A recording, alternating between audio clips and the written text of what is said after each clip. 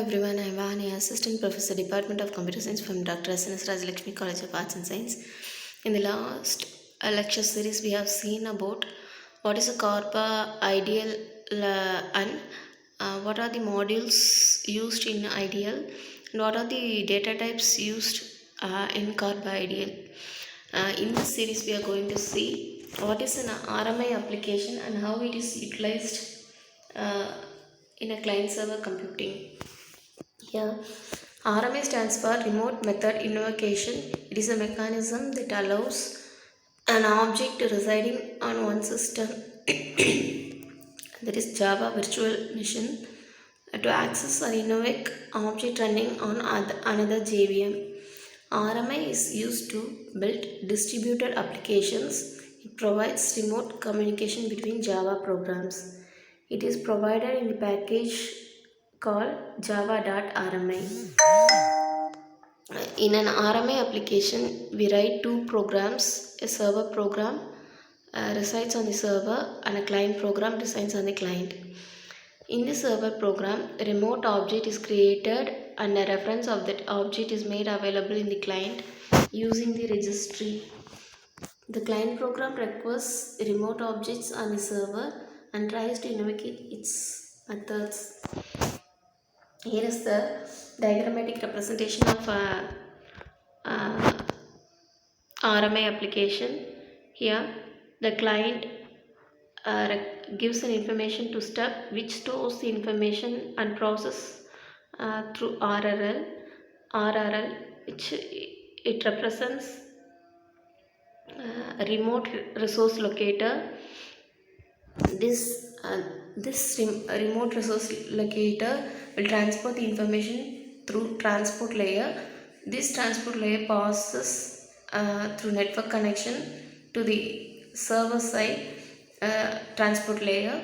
That server side transport layer transfer the information to RRL. Then the RRL transfer the information to the skeleton, which is used to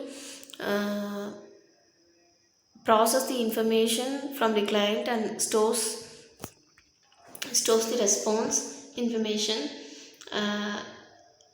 that passes to the server. Again, this server passes the response, that is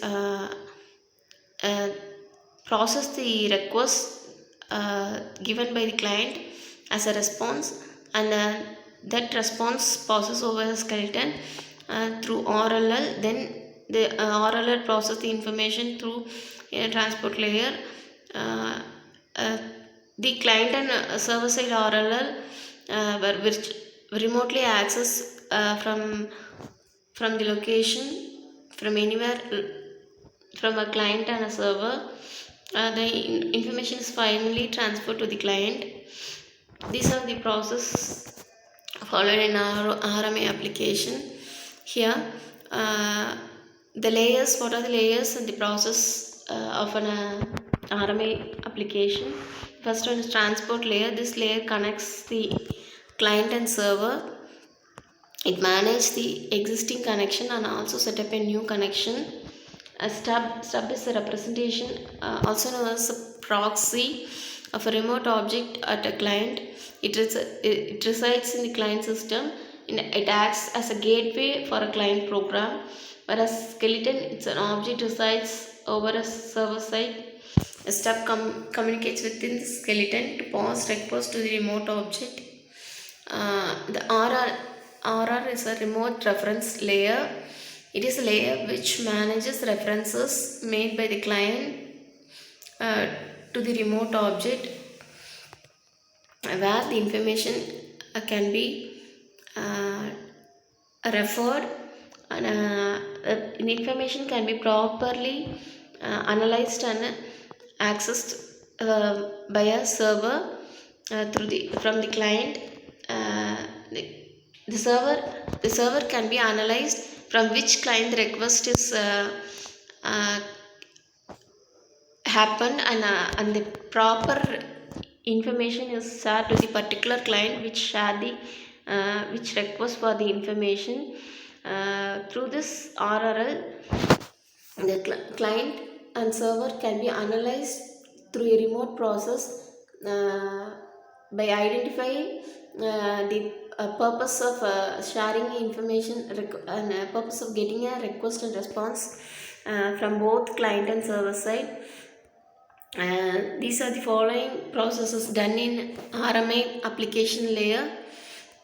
In the next series we will see how RMI application works. Thank you.